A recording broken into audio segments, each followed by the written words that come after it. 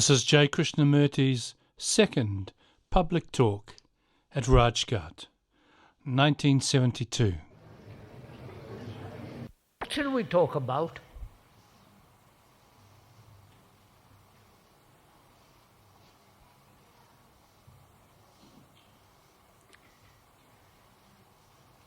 If you have no suggestions, may I talk about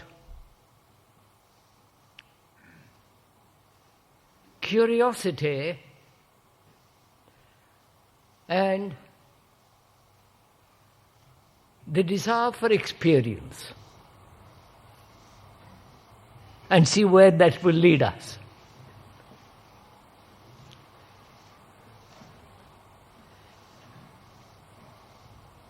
Most of us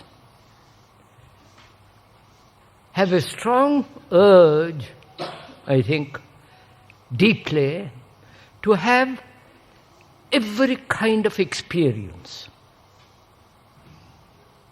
Not only the pleasurable ones, but also, if you are rather sadistic, the painful ones. And experience in our search for truth becomes an almost a necessity. We want greater and greater experiences.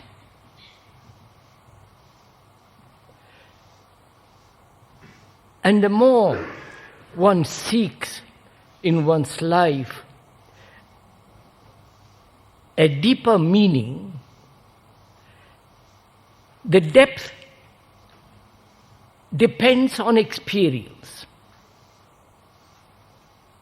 The word experience means to go through. But we never go through an experience.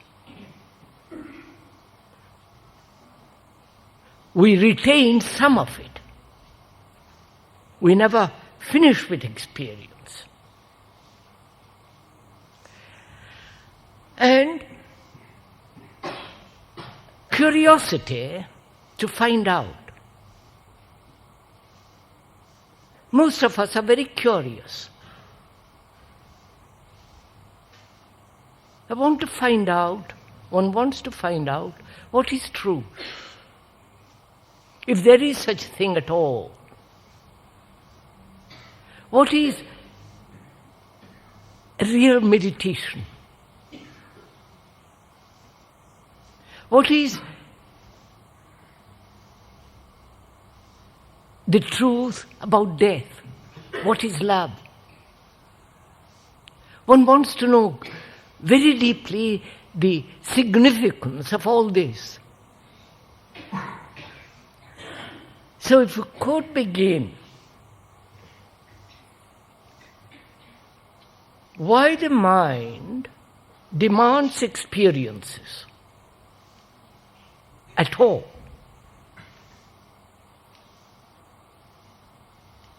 And are experiences a means of awakening the dull mind, and is there an experience of truth or of enlightenment, or what name you like to give to it?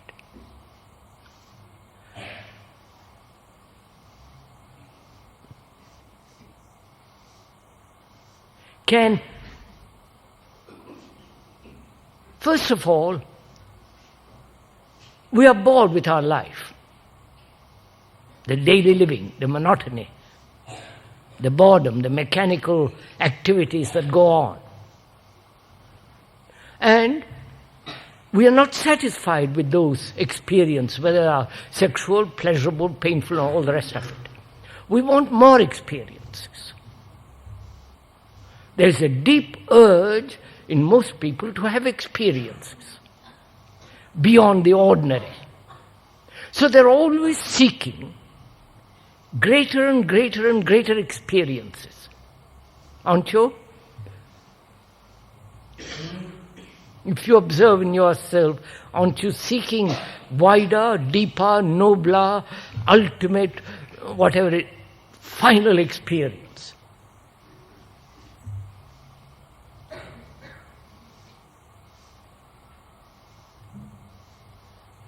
And so, what is it that we are seeking? You're all there and I'm here. What is it we are seeking?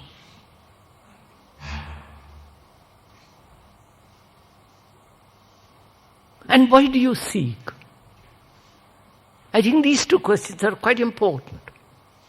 What it is that we are seeking, and why do we seek at all?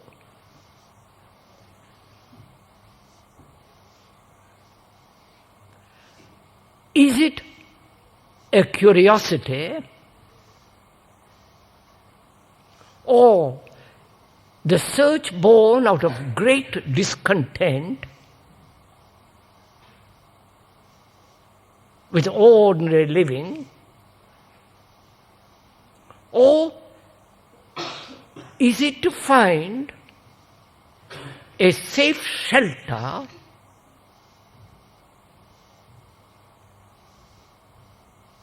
in which the mind can never be again disturbed?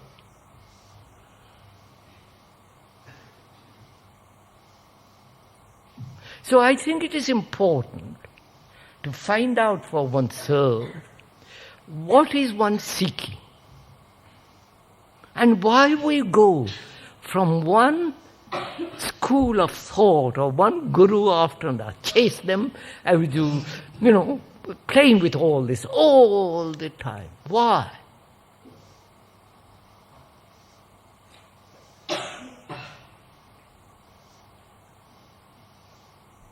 So, what is it that we are seeking? The ultimate pleasure? The ultimate bliss? The ultimate abstraction of heaven, nirvana, what you will, which others have experienced, or at least they say they have experienced, and we would like also to taste that experience. Is that what we are seeking? And what is the motive, the drive behind search?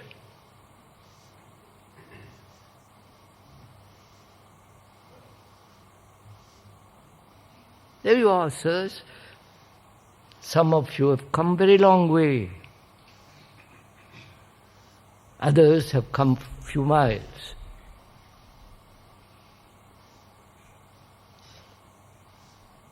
If you weren't seeking, you wouldn't be here. You wouldn't be sitting there listening to somebody. So you are seeking something. Just a minute, sir. Just a minute. Let me finish, if you don't mind. Right, sir. I may be wrong.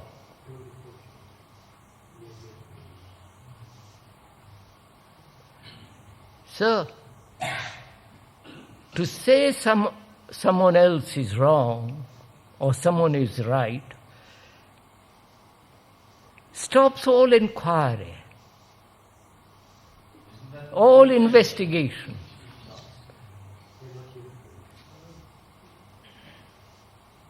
And we are here to investigate, to find out, not to assert, not to accept or to deny, but to find out for ourselves,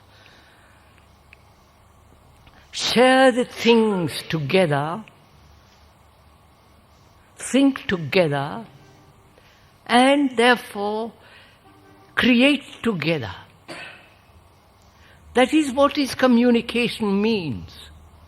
Not whether you are right, I am wrong, or someone else is truthful, but we are together engaged in this question, why the human mind is always seeking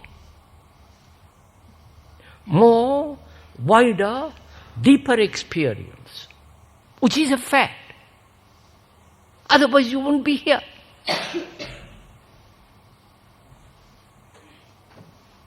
You might have come out of curiosity, or to deny what the speaker is saying, or to say you're perfectly right. But that is no meaning. Just a minute, sir. What has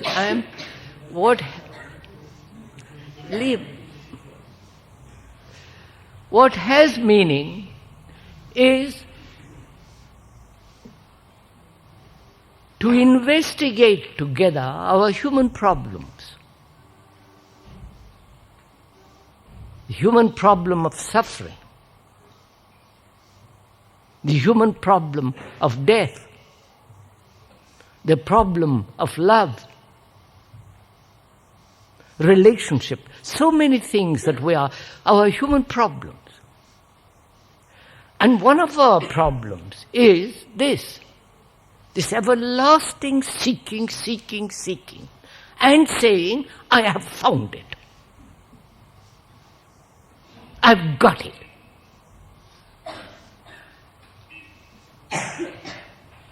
So one has to, as it is a human problem, one has to go into it together and see what one discovers for oneself in this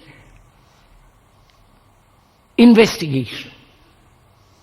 Therefore one has to investigate not only what is verbally said, but also through that verbal explanation or description, investigate that which is going on within us. So we are asking, what is it that we are seeking? And why do we seek? What is there to find? Is it that we want to experience something far greater, nobler, extensive, wider, deeper than the ordinary experiences of daily living? Is it that we are bored with our life, which is quite trivial, and we want something far greater? And what is the motive behind this search? And when you say you have found it, how do you know what you have found? Unless you have experienced it before and have knowledge of it and therefore recognize it. I don't know if you follow this. If you have knowledge of it, remember it, and therefore recognize it, it's already old, therefore it's nothing new. Either what you have found is what other people have said, or out of your own conditioned responses, project a desire, a concept, and say, I've got it. So we must be very clear in the asking this question, what is the human mind seeking, and why it is seeking? In this is involved several things. Time. Time is involved in search. That is, I must have several days, years, a long period to discover or experience something extraordinary. So time is involved, right? And who is it that is seeking?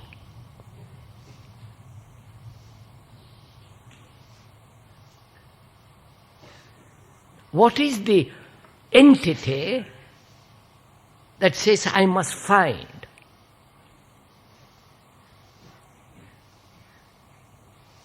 And when he does find it, how does he know that it is truth? That it is enlightenment? You're following all this? And if you allow time to discover,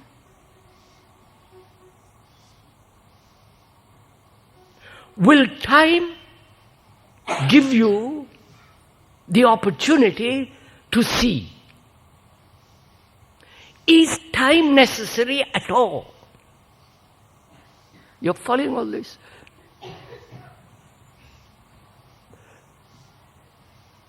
So,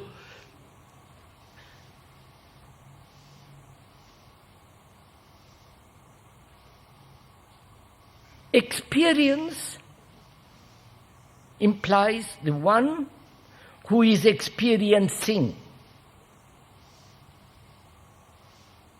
Therefore, in that, there is division, the experiencer and the experience. Is not the experience the experiencer? Right? And why should human beings have experience at all? Is it to keep them awake, or otherwise they would go to sleep? Therefore, a mind that is asleep, dull, has many conclusions, opinions, judgments, experience become a means of shaking him from those established positions. Right? And why need a mind ever come to any conclusion? Please.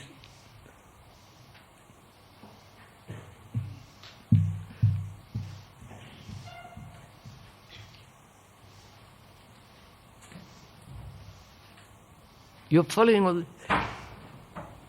Now, that's one point. Next point is, in trying to find out what that extraordinary thing, if it exists at all, meditation has become a means to that. Right?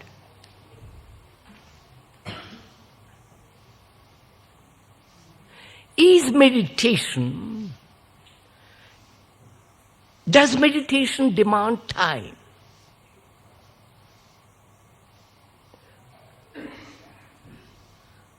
Do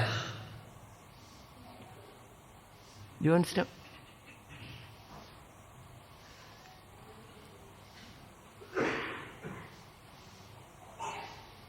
Or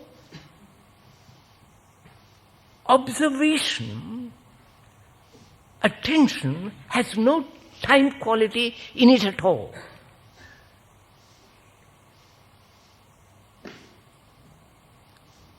Are we following each other?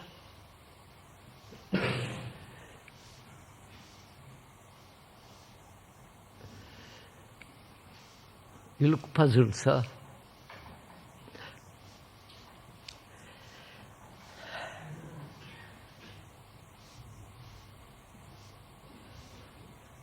See, I want to find out why we have to meditate at all. I know it's the established tradition. One has done it. Why?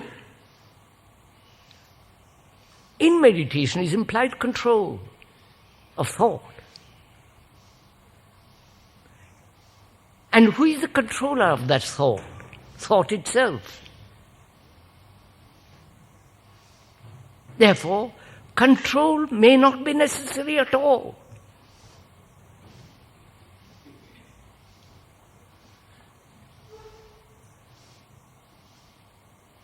All these things have been imposed on us.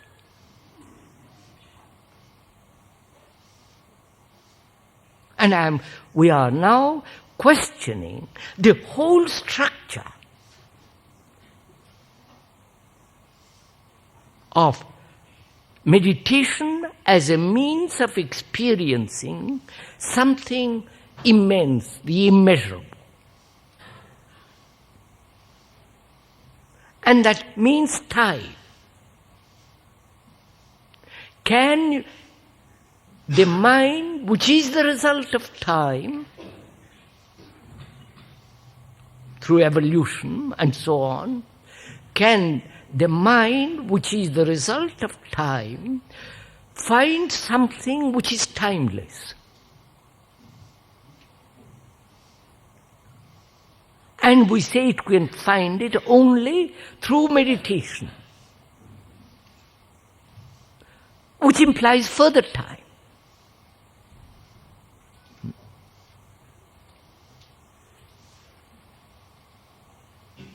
So is perception of reality a matter of time?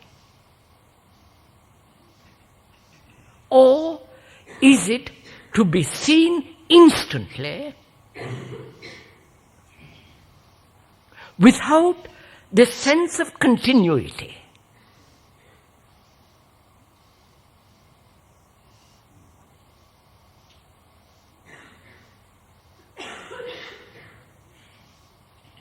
You see something.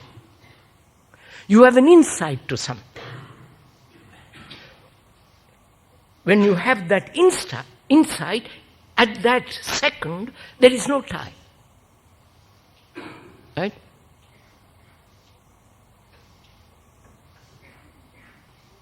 Please look at it for yourself.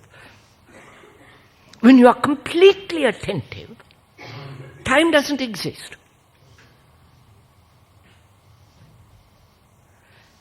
Then thought comes and says, I must have that state of attention all the time.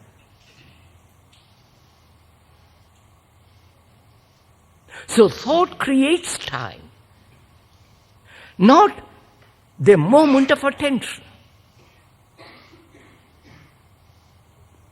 Right? So, is the perception or having an insight, a perception of what is and going beyond what is it a matter of time? Or is it an instant observation, and that very instant observation is the propulsion, is the going beyond?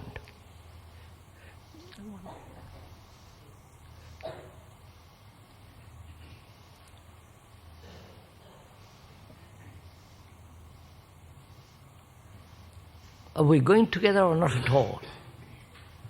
Not at all. Right.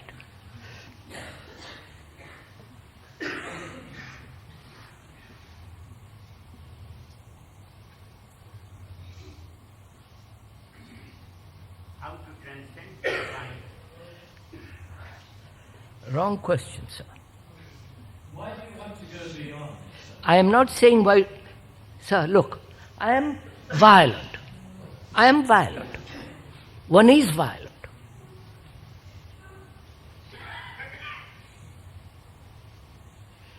Is it possible to go beyond violence instantly?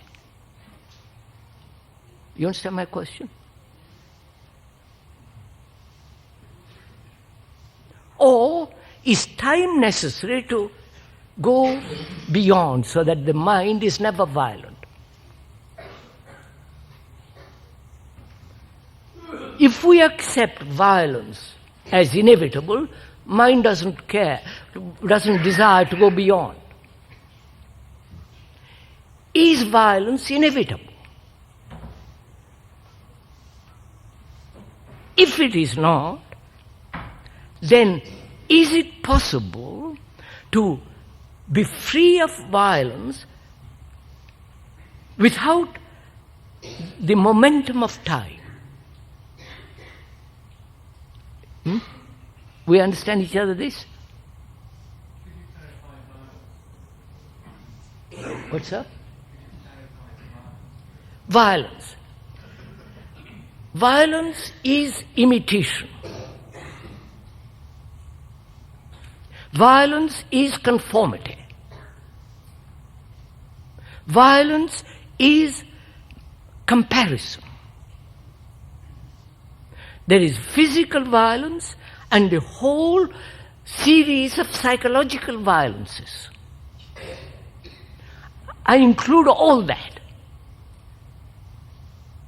Physical as well as psychological violences in which there are comparison, suppression, conformity, imitation, measurement. When I measure myself against the hero or the ideal I have, that is violence. Because what is the fact. The abstraction is not a fact. So I'm asking, this violence which we have accepted as the way of life, which breeds such hatred, all the rest of it, is it possible to go beyond it without having time? Have you understood my question now?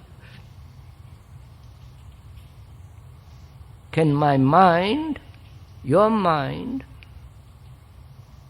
which accepts violence, because we imitate, conform, and all the rest of it, can it put all that aside without the time quality entering into it?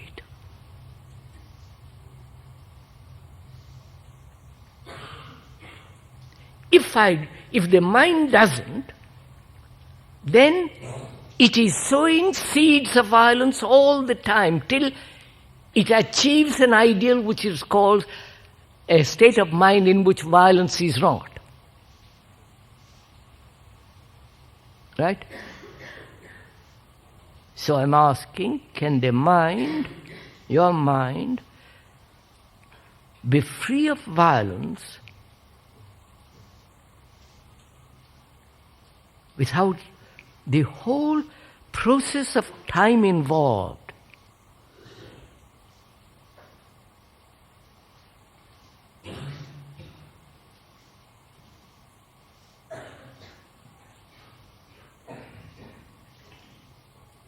I do not know if you have thought about it or inquired into it. Probably a majority of us have not, some may have. But if you have, the question is, can you observe, can the mind observe this violence without any movement of thought?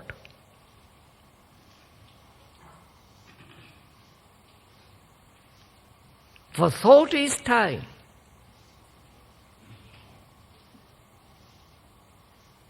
The thought that says, I must go beyond it. The thought that has bred violence. Now, can you observe this violence both at the conscious as well as the unconscious level,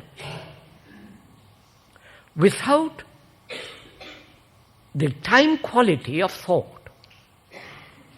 Now, have I put the question clearly?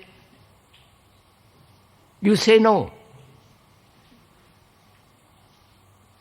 Why do you say no?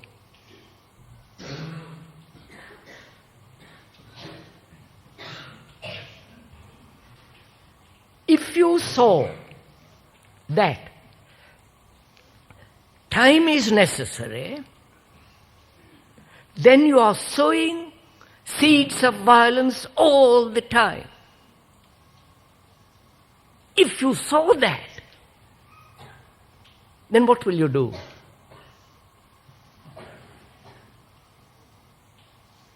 If you saw, understood, observed, gone into it and saw that what is and what should be is the distance which is covered by time, and that during that distance or that traveling, you are creating more violence. If you saw that, understood it, see the falseness of it, not intellectually, not verbally, not theoretically, but actually, then you would drop it, wouldn't you? Then you have only one thing left, which is to observe without time.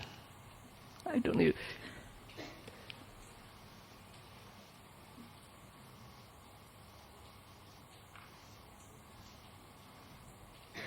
So, when the mind demands, or desire demands experience,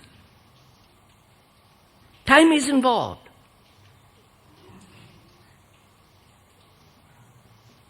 So, is the understanding of something immeasurable, if it exists, is it a matter of time? You're following all this? Is meditation a continuity of a movement in time?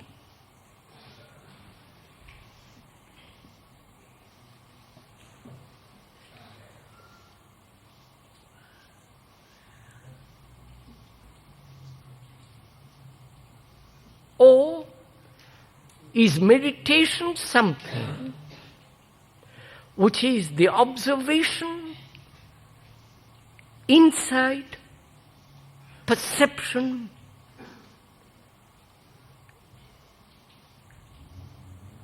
in which the element of time doesn't enter at all?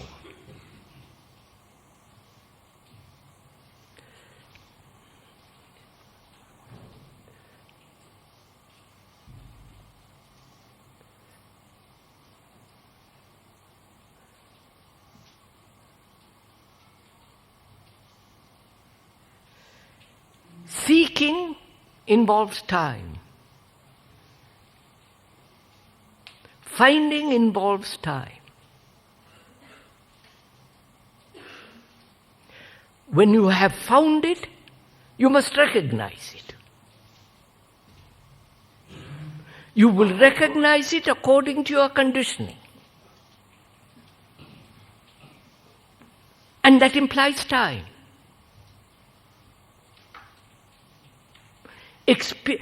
Experience invites time. Seeking implies time. And the whole idea of meditation in order involves time.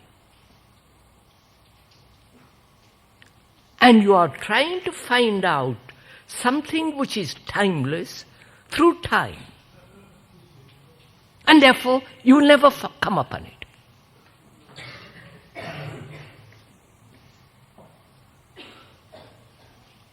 Seeing that as an actual, logical, rational fact What is the mind to do? Remain, which I'm going to, remain in the prison in which it lives and bettering the prison, more toilets, more space, more all the rest of it. What is it to do? Now, just listen. Is freedom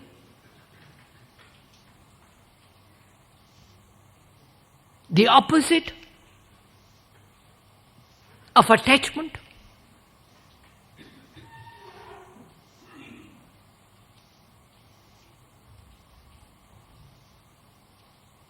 Is freedom opposite of a mind which is not free?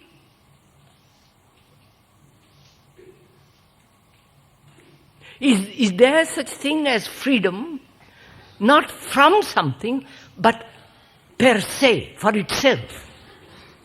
You want? So don't agree or disagree.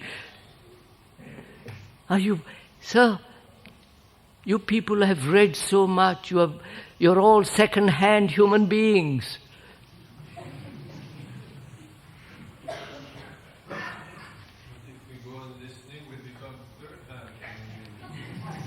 Not only third, quite right. I applaud most earnestly. You won't become third hand because I'm not telling you anything. No, I am not telling you a thing. I am not teaching you a thing. All that I am saying, observe. If you don't want to observe, perfectly all right. I'm just pointing out, which doesn't mean second hand or third hand. If you can look without the second hand mind, then you are free to walk. So, what is a mind to do that has been brought up, cultivated, evolved in time? That is, put it another way, when you have an ideal and act according to that ideal, time is involved. Right? You are conforming to an ideal. You are not facing what is, but conforming.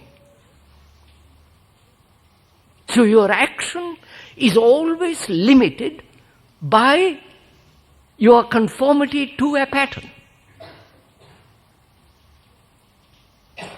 Now, what is the mind to do if it sees, aware, is attentive, has understood the implication of time? Then what is the mind to do? Remain in slavery? Which we do.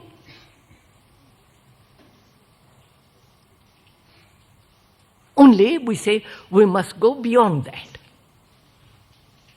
Freedom is out there, but we are here. And give me time to reach that. Time, reincarnation, you follow the whole process of it. We never say, there must be incarnation now, not tomorrow.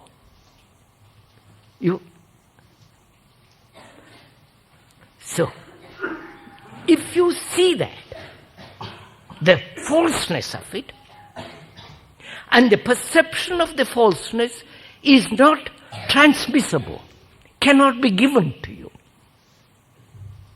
Therefore, you are seeing the false as the false with eyes that are not second-hand eyes. You see this? No.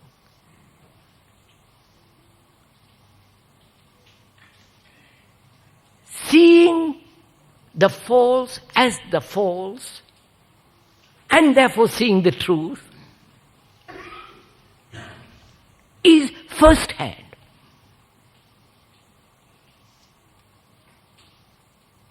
Right? Now, seeing that, does it demand time at all?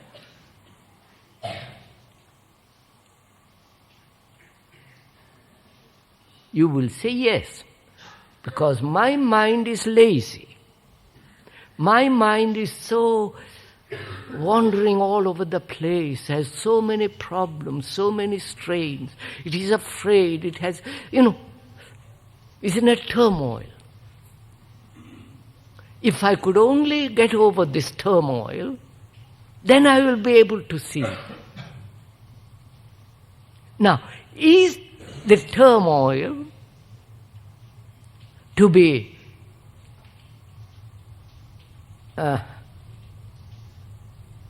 stopped, put aside through time?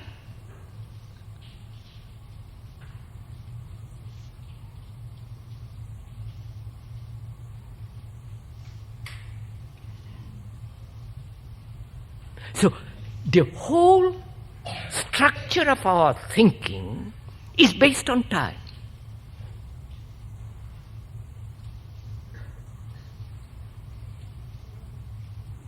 We have put death over there in the distance.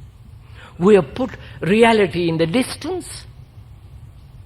We have created this division between the reality and ourselves, if there is a reality. So, time is a factor, an immense factor, terrifying factor in our life. Time is the known. Right? The unknown is that must be out of time, if there is such thing. So, can the mind observe without time? Does it need discipline? You're following me? Discipline is conformity.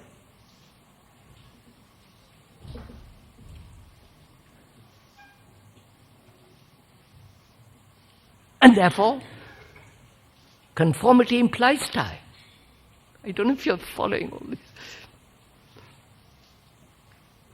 Everything that man has put together in order to find whatever he wants to find involves time.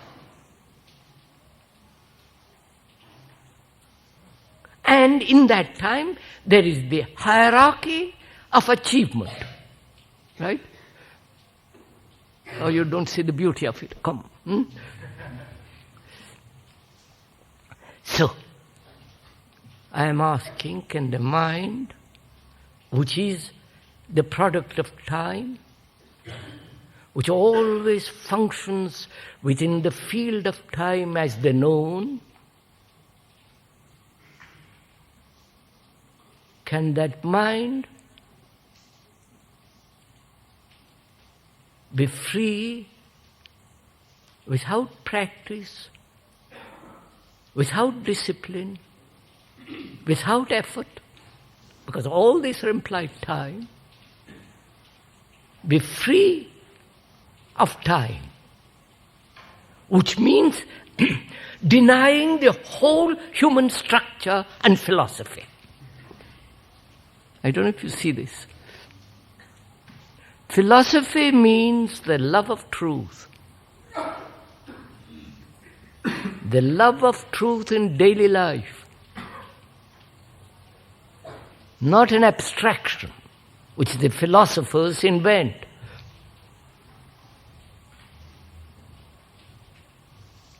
And Can this mind, so this is real meditation, please. Can this mind, which is the product of time and agony and suffering, the mind which has been so hurt from childhood,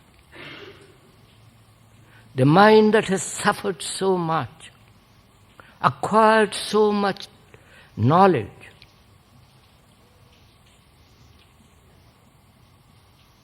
all the time striving, struggling, beating around. In the prison which it has made. And in that prison are its own saviors, its own gurus, its own masters, its own enlightenment, all within the prison.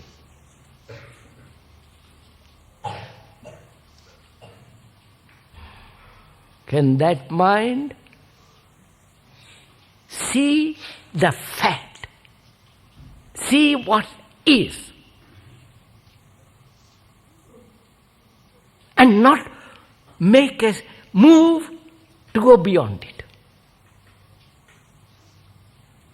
Have you noticed one thing? Most of us, practically every human being, has suffered, physically or psychologically. Suffering has been the lot of man.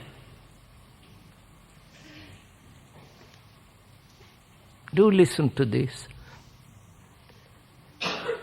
One has shed tears.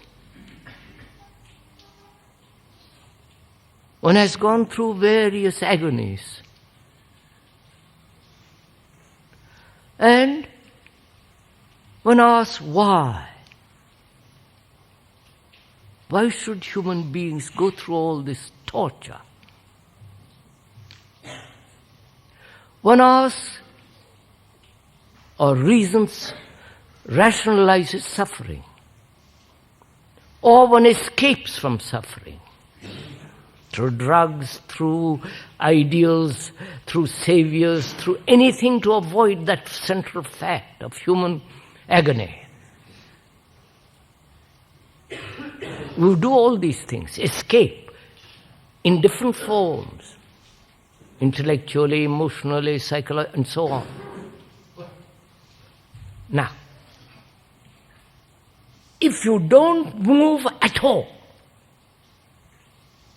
from the fact of suffering,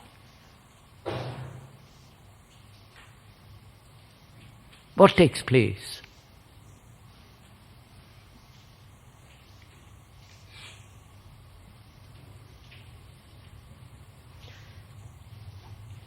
When you move away from the fact, you're wasting energy, aren't you?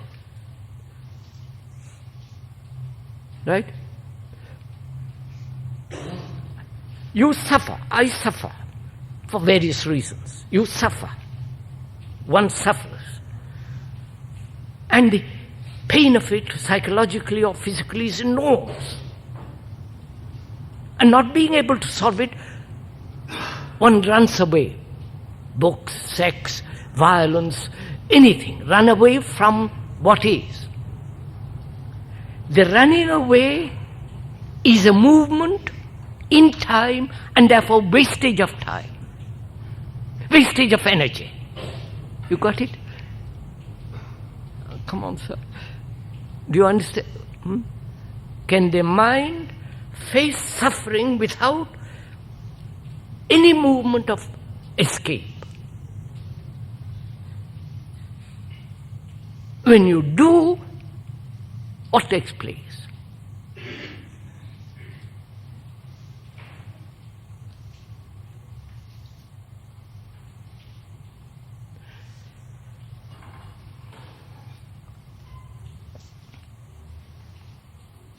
When the mind which is suffering does not escape from the fact, from what is. My son is dead, my brother is dead, I've lost my wife has turned away against me, you follow? Suffering in 10 million 10,000 ways we go through agonies. And any movement away from that is not only a movement in time, but also wastage of energy. When you don't waste energy,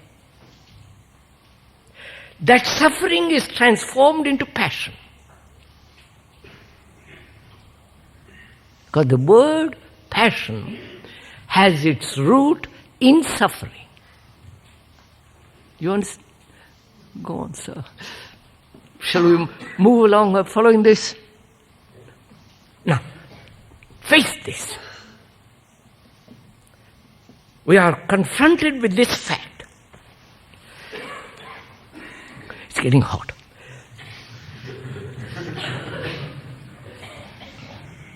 We are confronted with this fact that all our activity,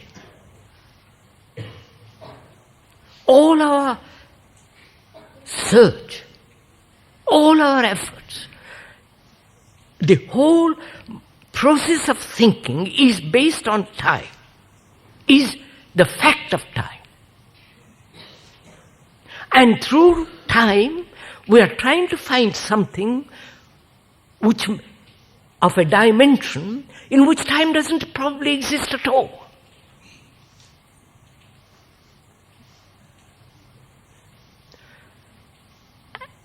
Now, what is the mind to do?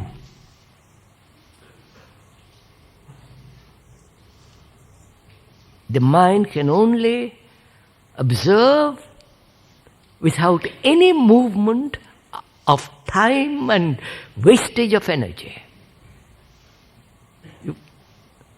Can you do it? Don't say no. Because we are investigating together. Therefore, there is no yes or no.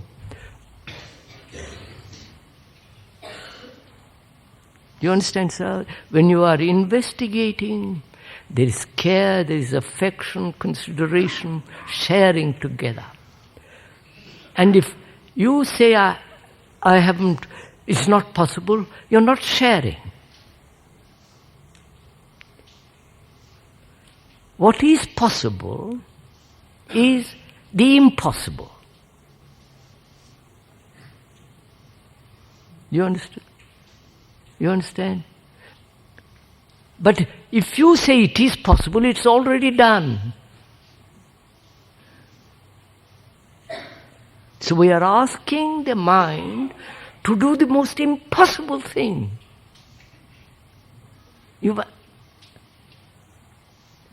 And when you ask the mind to do the most impossible thing, it has to meet it with that energy which will be able to tackle it.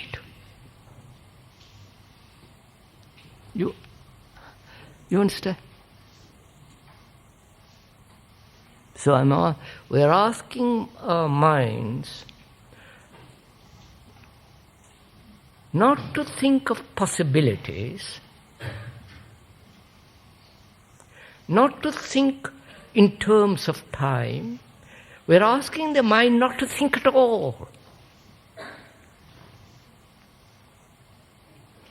You're following? Because thought is time. The thought is memory, experience, knowledge. And that knowledge is our conditioning, psychologically.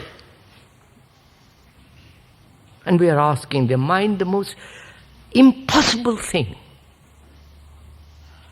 And because we are asking the most impossible thing, it has to meet it. And it will only meet it if you are serious. If you are playing around, if you say, well, then that's finished. But if the mind, because it has seen what the world is, because it has seen that the world is itself and itself is the world. You are the world and the world is you. It has seen clearly that the whole human endeavor is based on time, effort, struggle,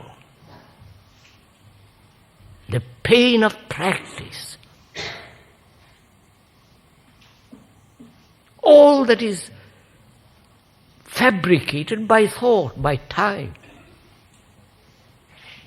Can the mind put away all the works of human beings? You understand, sir?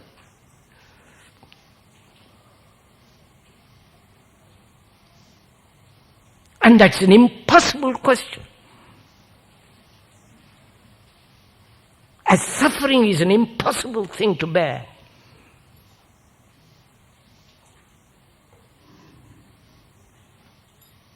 And when you are faced with the impossible burden, we generally escape. If you don't escape,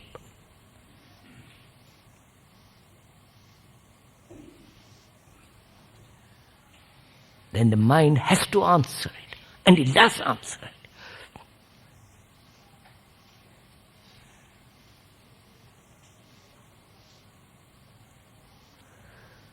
Because then it has got this tremendous energy which is really timeless. Right, sir.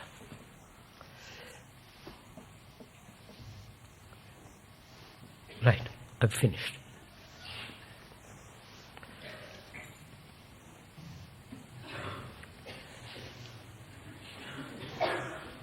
Do you want to discuss anything?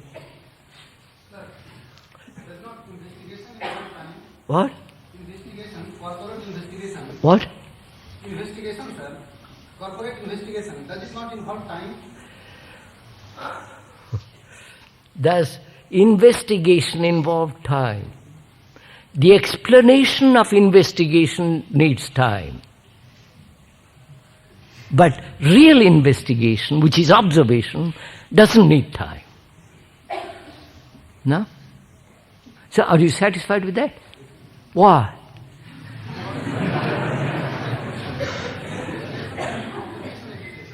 Huh? You just agree verbally? It's not agreement, sir. I see that investigation in the sense of observation or perception doesn't involve time. Have you got that perception? And then, sir, don't. When a man is hungry, he doesn't say, yes, I'm satisfied with words. He wants food.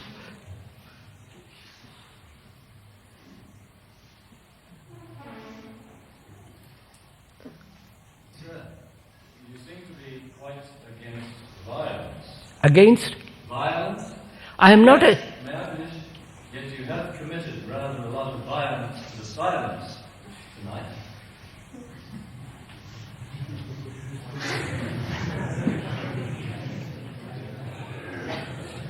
Now do you understand duality, sir?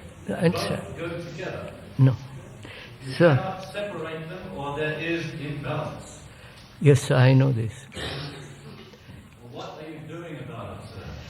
About what, sir? About what, sir? There is nothing to do, in fact, is there, sir? He's asking me a question. We human beings, right through the world, live in violence. We are violent, aggressive, ambitious,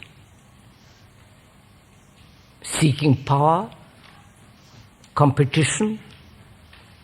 I've explained what is violence. The description of violence is not violence, right? The word violence is not the fact of violence. The sound is in opposition to silence, sir, isn't it? What, sir? Sound is in opposition to silence, isn't it? Sound is an opposition. No, sir. You say that To me, silence is not the interval between two noises. Silence, please don't, please, sir, This either we are talking seriously or not. Silence is not the opposite of noise. If it is not silence. What is silence then? Please. I will tell you, sir. I will describe it, but the description is not silence.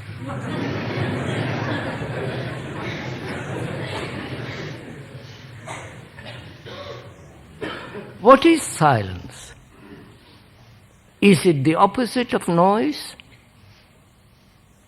Is it the interval between two thoughts? You've asked me, sir, I'm going into it. Is it the opposite of noise? Is it the opposite? Is it the interval between two thoughts? Or is it merely the cessation of thought, the conscious cessation of thought, and unconscious movement of thought going on? You following all this? The conscious mind may be quiet, but the deeper layers of the mind may still continue noisily, of which the conscious mind may be unaware, and think that is silence. Right? You follow? Right, sir? Is silence the product of practice, control, suppression? Is silence a mechanical product?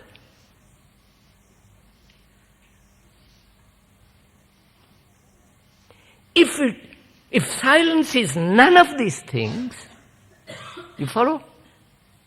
Then that is it. Are you sure about that? No, sir, doesn't matter if you...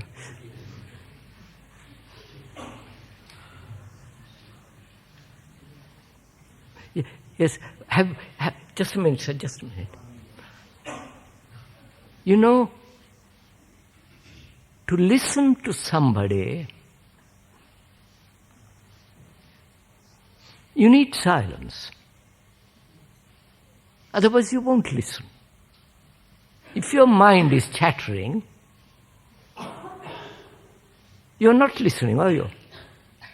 I want to tell you something. I want to tell you that I love you. And if your mind is occupied thinking about something else, you're not listening. So you need silence to listen.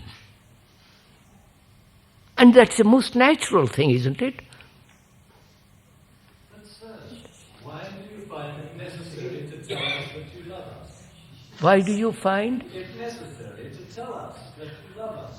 I told you, sir, at the beginning, that I am not telling you a thing. I am not, please sir, each one, I explained, each one has to be his own teacher and disciple. Thank you. Don't thank me, that's a fact. Don't laugh, sir, please. We have teachers outside of us. A man who teaches you how to ride a bicycle is one thing. And that teacher is necessary how to ride a bicycle. And there is no other teacher.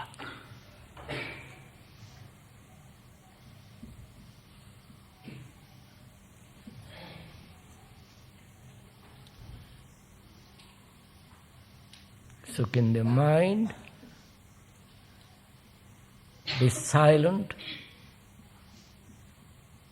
without coercion, without determination, without purpose, without a motive.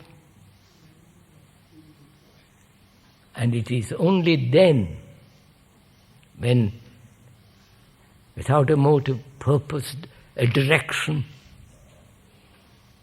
then only the mind is silent.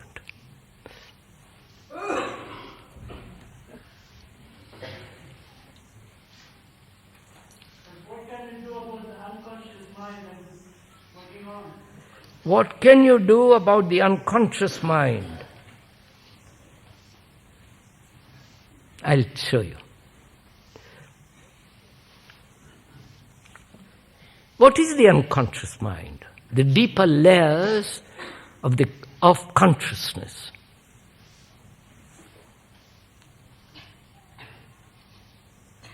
You have deeper layers of your consciousness, obviously. Everyone has. What are those layers? Are they not the 1,000 years of tradition? Are they not the racial accumulation? Or is it not the tradition that has been handed down through culture? The hidden motives, hidden demands, hidden desires. It's all there. So, we're asking, please.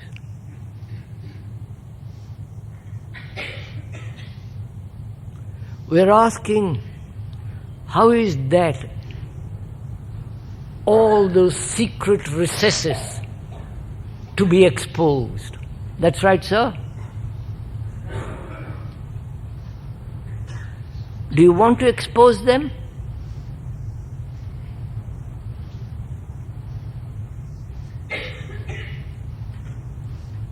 Because if you expose them, you might have much greater difficulties than you are having now.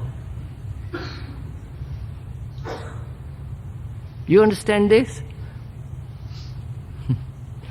Therefore, most of us let the sleeping dogs lie. We don't want to interfere down there consciously. So we let it lie dormant. But there are occasions when it sends out its intimations. Haven't you noticed it? Either through dream or when you are not deliberately, consciously thinking about something. When you leave a little gap in your daily routine, there is silence, then there is intimation of all the content of that and deeper layers. Haven't you noticed all this? Yes, sir? So, will it be exposed through analysis? That's what the latest fashion is. Will it be exposed through analysis? That is, the analyzer, be it professional or yourself, analyzing every dream, every intimation, every hint. And when you do analyze, the analysis must be totally complete of that particular dream, of that particular hint or intimation. Otherwise, you carry your analysis or the conclusion of your analysis to the next day. And with that conclusion, you're going to analyze. You're following? Therefore, gradually, you will find through analysis you are paralyzed. Right? And paralysis through analysis. I know you laugh, but that's a fact. So, how will you uncover this extraordinary depth?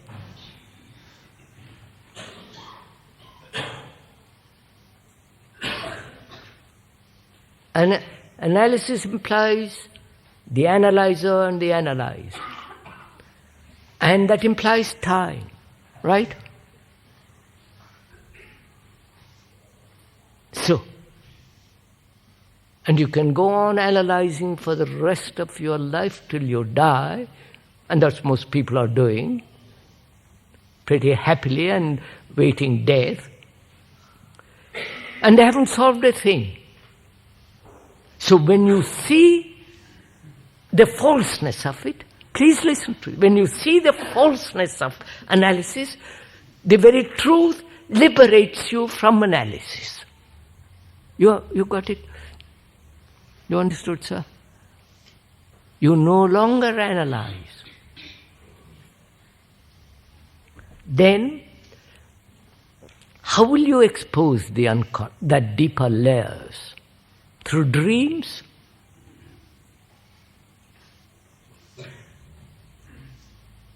Dreams are the continuation, aren't they, of your daily activity in symbolic form.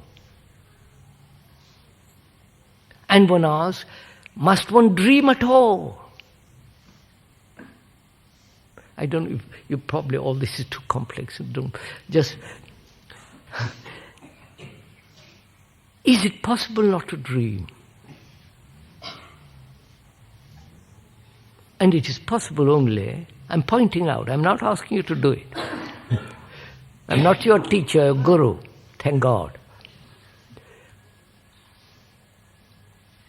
Only the mind, and there are no dreams when you are very awake during the day. You understand? When your mind is fully awake, watching, not controlling, not trying to shape thought, not trying to run away, just watching.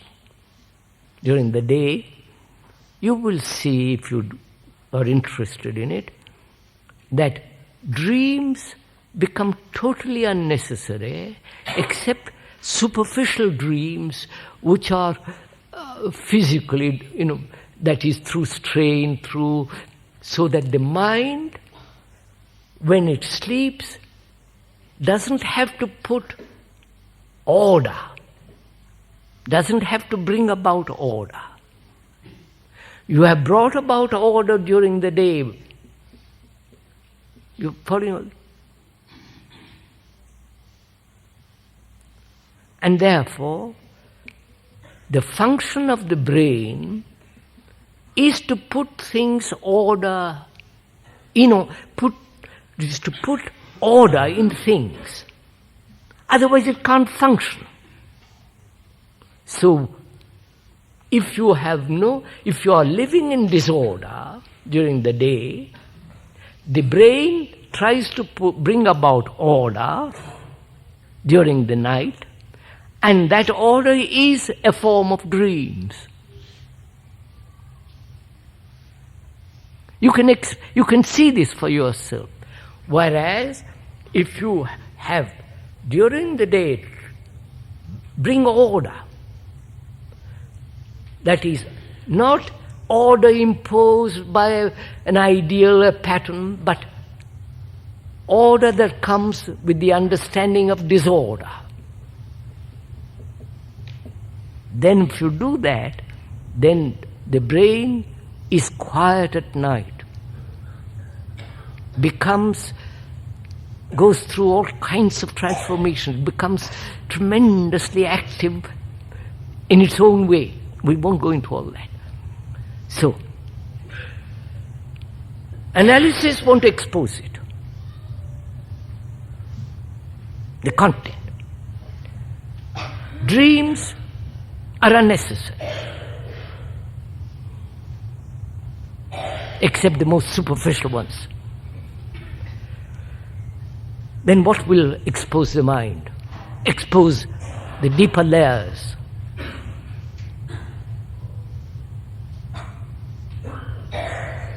Are the deeper layers any more important, please listen to this, any more important than the superficial layers?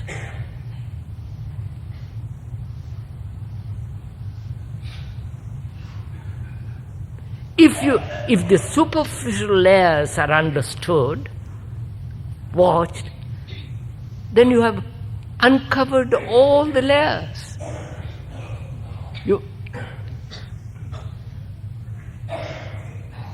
And all the layers are very trivial.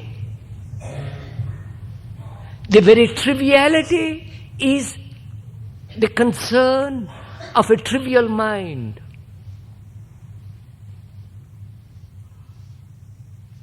So we are saying, through observation of daily life in relationship, and life means relationship, action means relationship.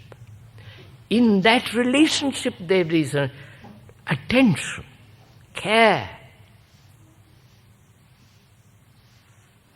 Then the whole works are exposed and becomes rather trivial.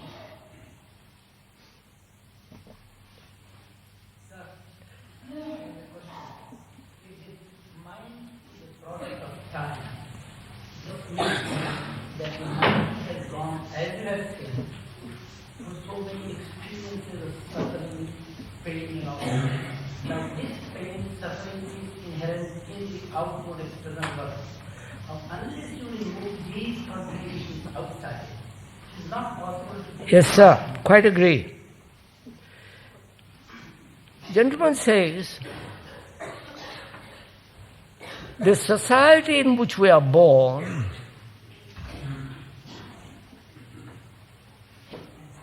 has produced this anxiety, this misery, this chaos, this turmoil in each of us. Therefore, he says, change society first. Right, sir? Now, who is to change the society? You? Or the professionals? Because you are the world. You have made this world what it is.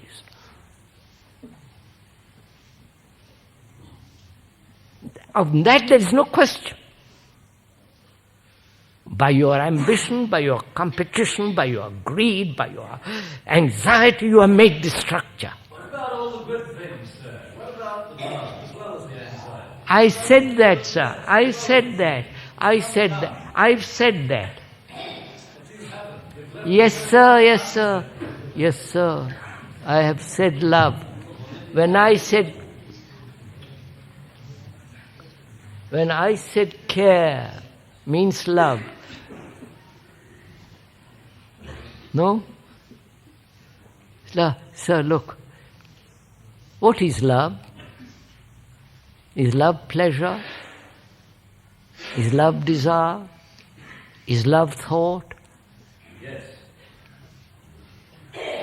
You mean to say through thought you love somebody? I beg your pardon? You love somebody. You love somebody through thought? Is thought love? Yes.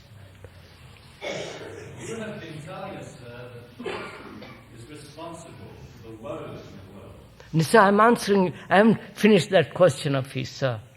It's also responsible for the thoughts, for the joy. Yes, sir. Is pleasure love?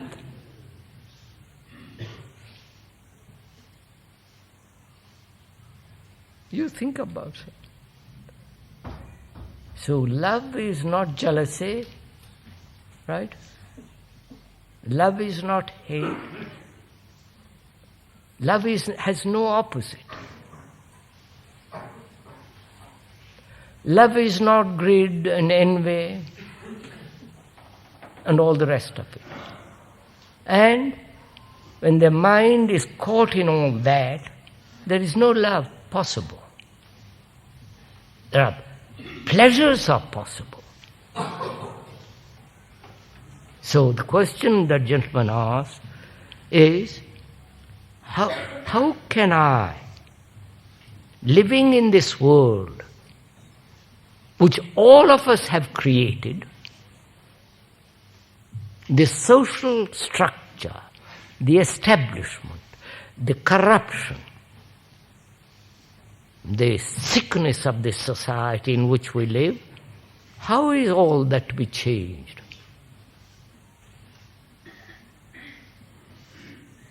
You want an external force to change it. A revolution, physical revolution, or a new set of patterns invented by man. Man being himself corrupt, he'll invent things which are also corrupt. Therefore, seeing that the world is you and you are the world, you have to begin to change yourself. Radically transform, bring about psychological revolution in yourself. And that is not a matter of time. That's all. Sir, you ask us to observe our minds. Means we are different from our minds. What are these we? Oh Lord.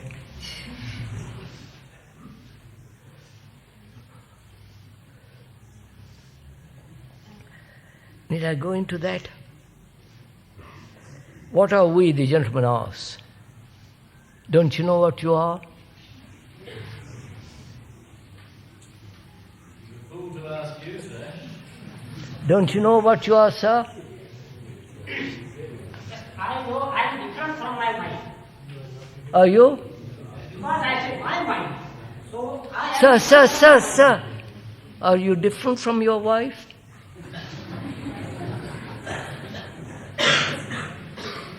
Yes, I am different from my mind. From your wife? Oh, you are different from your mind? Yes, I am different from my mind. M-I-N-D. You are different from your mind. Are you? Yes. That settles it then. If you say you are different from your mind, there is no more.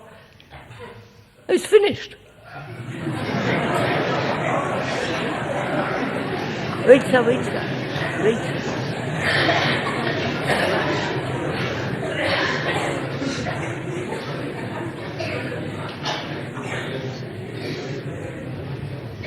If you insist that you are different from your mind, you are different from your mind, that is we can't go further.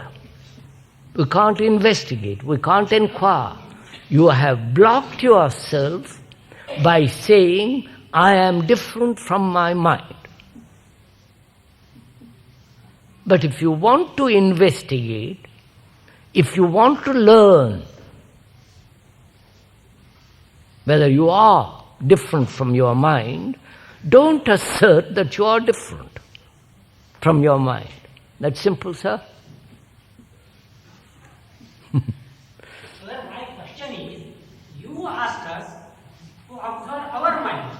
Means we are different from our mind. Oh, Lordy. How we are different from I didn't say that.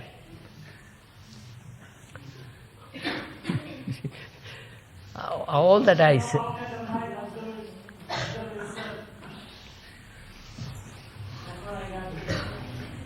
How can the mind observe itself? Is that your question too, sir? No, sir, my question is, you asked us, I have understood that, sir. you asked us to observe our mind. You observe your mind. Mind is qualified by the adjective yours. So your is different from mine. So what is that your? Excellent.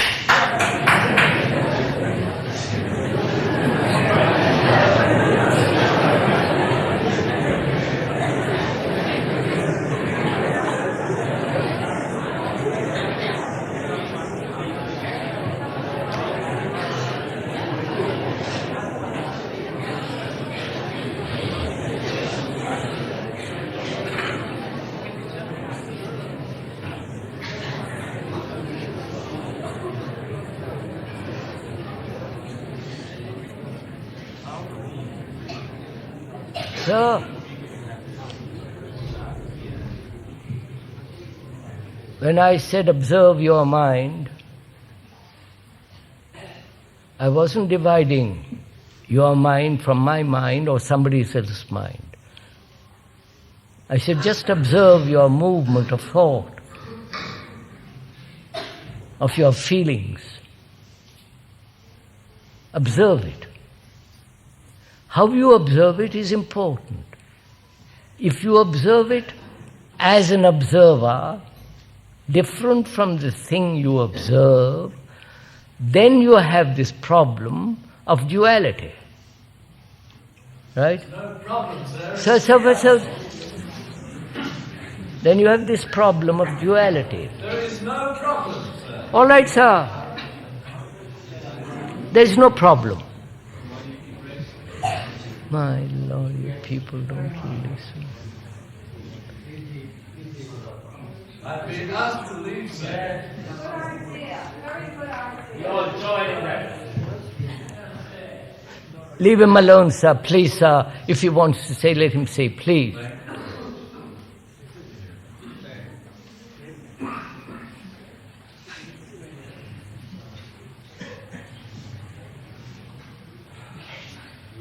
Isn't this a wastage of time? Huh? I agree, sir. Shows how much hatred there is between the people. Yes, sir. So it makes us understand something. Yes.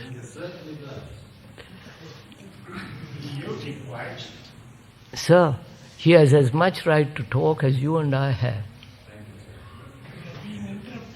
No, sir. I know. So let's have some patience. Let's have some consideration for each other, not just say you are right and I'm wrong and all the rest of it. I think we have talked for an hour and a half. That's enough.